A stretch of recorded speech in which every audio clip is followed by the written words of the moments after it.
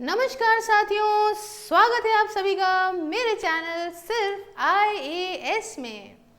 तो साथियों, अभी तक जो जम्मू एंड कश्मीर की पुलिस के हाथ में चीज़ें थीं कंप्लीट तरीके से, अब यहाँ पे नेशनल इन्वेस्टिगेशन एजेंसी को यहाँ जिम्मा दिया गया है, जो कि सबके साथ मिलके इस पहलगाम अटैक के अंदर चल रही इन्वेस्टिगेशन को और तेज़ी में समझने का जो है और इसके लिए क्या रिजल्ट आता है इसका प्रयास करेंगे। आइए इस वीडियो के अंदर जानते हैं कि NIA क्या है, कब इसे बनाया गया और किस प्रकार से ये पहलगाम अटैक के अंदर जो है वो बहुत ज़्यादा कारगर एजेंसी साबित होगी। आप देख सकते हैं साथियों, हर जगह पे ये न्यूज़ है। न्यूज़ कहती है कि सेंटर ने अब ये जो काम है पहलगाम टेरर अटैक की जो पूरी ये इन्वेस्टिगेशन करने का, ये NIA को, that is national investigation agency को दे दिया है। ठीक है, अब थोड़ा सा समझते हैं साथियों ये एजेंसी है क्या।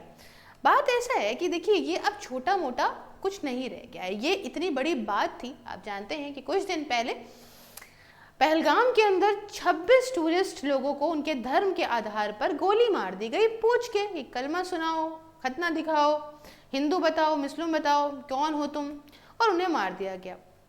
पहले तो इसकी जिम्मेदारी ली गई लश्कर तैयबा की proxy the TRF that is the resistant front के द्वारा, लेकिन अब उन्होंने भी इससे हाथ खड़े कर दिए जब उनके ऊपर आया, पाकिस्तान के ऊपर आया ग्लोबल प्रेशर।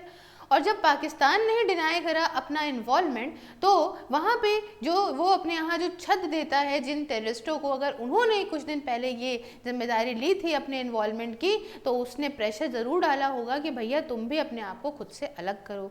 बहरहाल भारत ने हर एक प्रकार से इसमें जो है वो बहुत ही बढ़ चढ़ के भूमिका निभाई, पूरे विश्व के देशों ने हमारा साथ दिया और हमने भी कह रखा है कि भाई देखो, तुम्हारा पानी बंद कर देंगे, तुम्हारा दाना बंद कर देंगे, ट्रेड बंद कर देंगे, तुम्हारे लोगों को निकाल देंगे, ऐसे की तैसी तुम्हारी कर देंगे, तुमने कर दिया है गलत बहुत ज्यादा।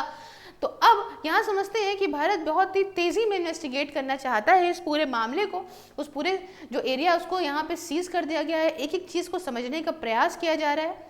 टीम्स देखी जा रही हैं IG के द्वारा, DIG के द्वारा, SP के द्वारा, from the anti terror agency, और प्रॉपर एग्जामिन किया जा रहा है, समझा जा रहा है जो समय के चश्मदीद गवाह हैं, आई विटनेस हैं, जिन्होंने देखा इस खतरनाक मंजर को होते हुए, वो बता रहे हैं कि किस तरीके से उन्होंने शांति भंग होते देखी इस बैसारन वैली के अंदर, किस प्रकार से गोलियां चली और किस प्रकार से लोगों के साथ इतना ज़्यादा दुखद हादसा देखने को मिला, जिसमें 4 दिन पुरानी, 10 दिन पुरानी, 2 महीने पुरानी, 1 साल पुरानी बहुत सारी औरतें बेवा हो गईं बेवजह, सिर्फ इसलिए क्योंकि वो घूमने आई थी। कोई कर्नाटका से अपने बच्चे का अच्छा रिजल्ट यहाँ पे सेलिब्रेट करने आए थे, उनकी भी ऐसे ही उन्हें भी गोली मार के उनकी हत्या कर दी गई। आई विटनेस जो है उनसे सवाल पूछा जा रहा है, चश्मदीद गवाहों से सवाल पूछा जा रहा है, एक छोटी छोटी माइन्यूट डिटेल भी ली जा रही है, क्योंकि ये जो टेररिस्ट थे वो आर्मी की यूनिफॉर्म में आए थे, कायर कहीं के, अपना खुद का इनके ऊपर जो है इतना जज्बा भी नहीं है कि अपने आप से आ जाए, हमारे इसमें कैमरेज करके छुप पुप के चले आए। तो इन लोगों से डिटेल, एक माइन्यूट डिटेल ली जा रही है और सभी टुकड़ों को एक साथ जोड़ के ये माना जाएगा कि एक्चुअली में इवेंट क्या हुआ था जिसकी वजह से ये इतनी ही सेफ जगह पे इंटर मार लिए, 30 से 40 मिनट तक आराम से रह के यहाँ गोलियां भी चलवाई, पूछने का भी समय था, निडर होकर यहाँ पे इन 4-5 लोगों ने, मतलब 4 लोग तो ऐसे हैं, अब कहाँ छुपे थे, कहा जाता है कि 6 की टीम में निकलते हैं, जो भी है। तो इससे वर्स्ट अटैक इन्होंने करा कश्मीर के अंदर, जिससे कश्मीर का ही नुकसान होने के साथ साथ पूरे देश का नुकसान हुआ।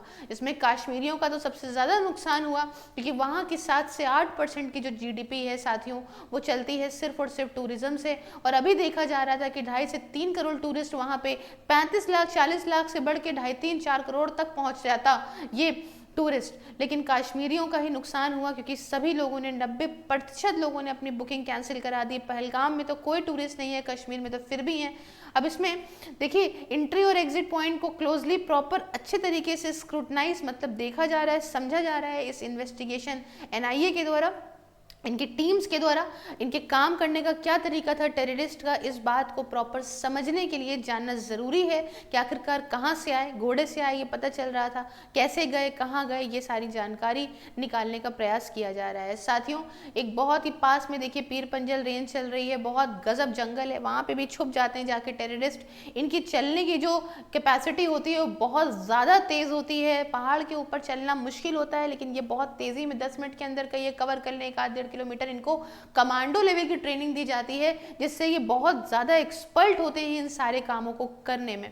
अब जो टीम्स हैं जिन्हें एड करा गया है, फॉरेंसिक दूसरे एक्सपर्ट्स भी साथ में चल रहे हैं, ये पूरा वो एरिया छानबीन रही हैं, चेक कर रही है बढ़िया तरीके से, ताकि जितने भी प्रूफ हैं, एविडेंस हैं, उन्हें इकट्ठा किया जा सके और एक्सपोज करें कि इस टेरर कॉन्स्पिरेंसी क्या रही होगी, कैसे इन्होंने पूरी ये रचना रची होगी, जिसकी वजह से इतना खतरनाक अटैक हुआ, जिससे देश के साथ साथ पूरे विश्व को भी झटका लगा कि भाई ऐसा कैसे हो सकता है।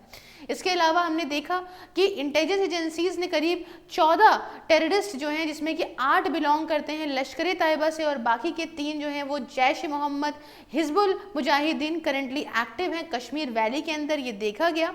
एजेंसीज ने इस बात को भी साथियों क्लेम करा है कि यहाँ पे 50 से 60 एक्टिव टेररिस्ट इस रीजन में हैं, बट यहाँ पे ऐसे 14 टेररिस्ट हैं जिनकी एग्जैक्ट डिटेल्स जो है, जिसमें उनका घर का पता, कहाँ जो है वो इकट्ठा हुए, ये सारी बातें जो है वो एक साथ इकट्ठा करके इन लोगों ने पता लगा लिया है।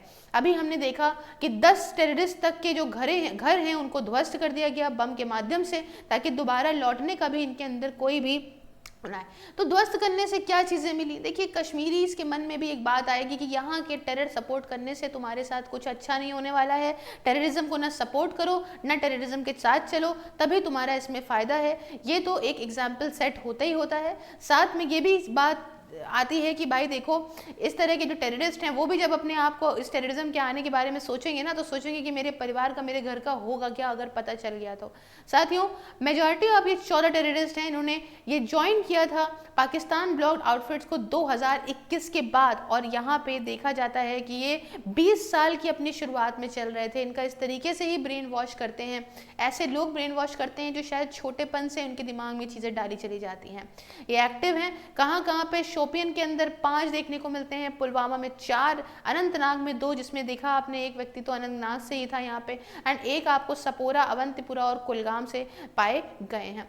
थोड़ा जान लेते हैं साथियों एनआईए के बारे में। नेशनल इन्वेस्टिगेशन एजेंसी, ये एक सेंट्रल की लॉ एनफोर्समेंट एजेंसी है जिसे स्थापित किया गया था पता इन्वेस्टिगेट लगाने के और प्रोसिक्यूट करने के लिए उन ऑफेंसेस को जो कि टेररिज्म से रिलेटेड होते हैं, इस आतंकवाद से रिलेटेड होते हैं, या कोई दूसरे नेशनल सिक्योरिटी मैटर से रिलेटेड होते हैं। साथियों, जब मुंबई के अंदर 26/11 के अटैक हुए थे, जब पानी के रास्ते से टेररिस्ट आए थे, तो हमने अपनी कमियों को समझ के यहाँ पे इस एजेंसी को स्थापित करा था।